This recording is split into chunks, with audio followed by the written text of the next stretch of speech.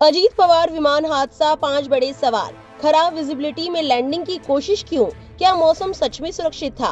Clearance के बाद pilot से संपर्क क्यों टूटा? मे डे कॉल क्यों नहीं दी गई? और क्या लियरजेट 45 विमान वाकई सुरक्षित है? आइए अब इन्हीं सवालों पर बात करते हैं हमारी इस खास रिपोर्ट में।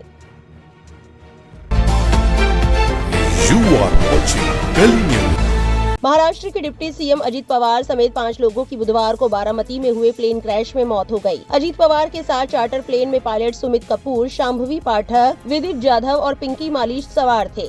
उनका विमान बुधवार को उस वक्त दुर्घटनाग्रस्त हो गया जब वो पुणे के पास बारामती हवाई अड्डे पर लैंड करने की कोशिश कर रहा था। केंद्रीय नागरिक उड्डयन मंत्रालय की ओर से जारी बयान के मुताबिक विजिबिलिटी कम होने की वजह से बारामती में रनवे नहीं दिखा और लैंडिंग की कोशिश नाकाम हो गई। मगर पश्चिम बंगाल की मुख्यमंत्री ममता बनर्जी ने हादसे पर सवाल उठाए हैं और सुप्रीम कोर्ट की निगरानी में जांच की मांग की है। ममता बनर्जी ने कहा, मुझे महाराष्ट्र के उप मुख्यमंत्री अजीत पवार की विमान हादसे में मौत की खबर सुनकर बहुत गहरा झटका लगा है। इस देश में जब बड़े बड़े राजनीतिक नेता सुरक्षित नहीं है तो आम लोग कैसे सुरक्षित रहेंगे? 2 दिन पहले ही मुझे पता चला था कि दूसरी पार्टी के किसी नेता ने बयान दिया था कि अजीत पवार बीजेपी छोड़ने वाले हैं और आज ये हादसा हो गया।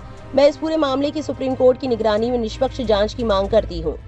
हमें सिर्फ सुप्रीम कोर्ट पर ही भरोसा है, बाकी सारी एजेंसियां पूरी तरह से समझौता कर चुकी हैं। ये सच में बहुत बड़ी क्षति है। आज वो भले ही विपक्ष में थे, लेकिन कल उन्हें अपनी पार्टी की मूल राह पर लौटना था। मैं उनके परिवार, महाराष्ट्र की जनता और शरद पवार जी के प्रति अपनी गहरी संवेदना व्यक्त करती हूँ। हालांकि अजीत पवार के चाचा और राष्ट्रवादी कांग्रेस पार्टी के नेता शरद पवार ने हादसे के पीछे किसी भी तरह की राजनीति होने की बात से इनकार किया। उन्होंने कहा, ये महाराष्ट्र के लिए बहुत बड़ी क्षति है। महाराष्ट्र ने एक ऐसे नेता को खो दिया है जो हमेशा सक्रिय रहते थे और समय पर फैसले लेते थे। कुछ लोग कह रहे हैं कि इसके पीछे राजनीति है, लेकिन ऐसा नहीं है। ये केवल एक दुर्घटना थी। इस दुखद घटना को लेकर राजनीति नहीं की जानी चाहिए। एयरक्राफ्ट एक्सीडेंट इन्वेस्टिगेशन ब्यूरो ने जांच संभाल ली है और जिस जगह उप मुख्यमंत्री अजीत पवार का विमान क्रैश हुआ, वहां डीजीसीए और फॉरेंसिक के अधिकारी जांच कर रहे हैं। हादसे के बाद शुरुआती जानकारियां भी सामने आ चुकी हैं, लेकिन अब भी कई ऐसे अहम सवाल हैं जिनके जवाब की तलाश है। आखिरी पलों में क्या हुआ? लैंडिंग के दौरान किन हालात ने खतरा बढ़ाया और क्या सुरक्षा प्रोटोकॉल का पूरी तरह पालन हुआ? ये वो सवाल है जो इस पूरे मामले को और गंभीर बना रहे हैं। केंद्रीय नागरिक उड्डयन मंत्री के राम मोहन नायडू के मुताबिक अजीत पवार के विमान हादसे के वक्त बारामती एयरपोर्ट पर मौसम साफ नहीं था। पहले पायलट ने कहा कि उन्हें रनवे दिखाई नहीं दे रहा, इसलिए विमान ने लौटकर उड़ान भरी। दूसरी कोशिश में पायलट ने रनवे दिखाई देने की बात कही और एटीसी से लैंडिंग की अनुमति मिली, लेकिन तब भी विमान क्रैश हो गया। अब सवाल ये है कि क्या मौसम सच में सुरक्षित था या पहले नाकाम होने के बाद विमान को किसी और एयरपोर्ट पर उतारा जाना चाहिए? अब सवाल ये है कि लैंडिंग क्लियरेंस के बाद अचानक क्या हुआ? डीजीसीए के अनुसार 28 जनवरी सुबह 8:43 पर विमान को रनवे 11 पर उतरने की अनुमति दी गई थी, लेकिन पायलट की ओर से कोई जवाब नहीं आया। 8:44 पर एटीसी ने रनवे के पास आग देखी, जिसके बाद इमरजेंसी सेवाएं पहुंची। विमान का मलबा रनवे 11 के पास मिला। अब सवाल है कि लैंडिंग से ठीक पहले विमान से संपर्क क्यों टूटा? एक और सबसे अहम सवाल, कितना सुरक्षित लियरजेट 45 प्लेन? नागरिक उड्डयन मंत्रालय के मुताबिक VTSS के लियरजेट 45 चार्टर विमान मुंबई से बारामती जा रहा था। ये मध्यम आकार का बिजनेस जेट है जिसमें 8 यात्री बैठ सकते हैं और ये छोटे रनवे पर भी आसानी से उतर सकता है। विमान दिल्ली की VSR वेंचर्स कंपनी का था और 2010 में बना था। कंपनी के पास कुल 17 विमान है। डीजीसीए ने फरवरी 2025 में इसकी जांच की थी, जिसमें कोई खामी नहीं मिली थी। हालांकि 2023 में इसी कंपनी का एक लियरजेट मुंबई में लैंडिंग के बाद हादसे का शिकार हुआ था। अब नए हादसे के बाद इन विमानों की सुरक्षा को लेकर फिर सवाल उठ रहे हैं। एक और सवाल खड़ा हुआ कि क्या लैंडिंग अप्रोच सुरक्षित थी? हादसे के एक प्रत्यक्षदर्शी ने समाचार एजेंसी ANI को बताया, हादसे के शिकार हुए विमान को चलाने वाली कंपनी VSR एविएशन के मालिक विजय कुमार सिंह ने समाचार एजेंसी ANI से कहा कि शुरुआती तौर पर ये लग रहा है कि पायलट रनवे नहीं देख सके। विजय कुमार सिंह ने विमान में किसी खराबी की बात को भी खारिज किया। वहीं डीजीसीए के बयान में ये बताया गया है कि विमान के पायलट ने पहले रनवे न दिखने की सूचना दी और बाद में ये सूचना दी गई कि रनवे दिख रहा है। सोशल मीडिया पर ऐसे कुछ सीसीटीवी फुटेज भी सामने आए हैं जिन्हें इस विमान के क्रैश होने से कुछ पल पहले का बताया जा रहा है। फुटेज में विमान हवा में ही पलटते हुए दिख रहा है। हालांकि गली न्यूज इस फुटेज की पुष्टि नहीं कर सकता है। अब सबसे बड़ा और अहम सवाल, मे डे कॉल क्यों नहीं किया गया? विमान हादसों में अक्सर मे डे शब्द सुनने को मिलता है। मे डे एक अंतर्राष्ट्रीय इमरजेंसी कॉल होती है जो तब दी जाती है जब विमान या जहाज खतरे में हो। लेकिन अजीत पवार के विमान हादसे से पहले पायलट ने कोई मे डे कॉल नहीं दी। एक्सपर्ट्स के मुताबिक इसका मतलब है कि आखिरी समय तक पायलट का विमान पर कंट्रोल था। अगर इंजन फेल या कोई बड़ी तकनीकी दिक्कत होती तो पायलट मे डे कॉल जरूर देते। इस खबर को लेकर आपकी क्या राय है? कमेंट सेक्शन में जरूर लिखें और इस वीडियो को ज्यादा से ज्यादा शेयर करें।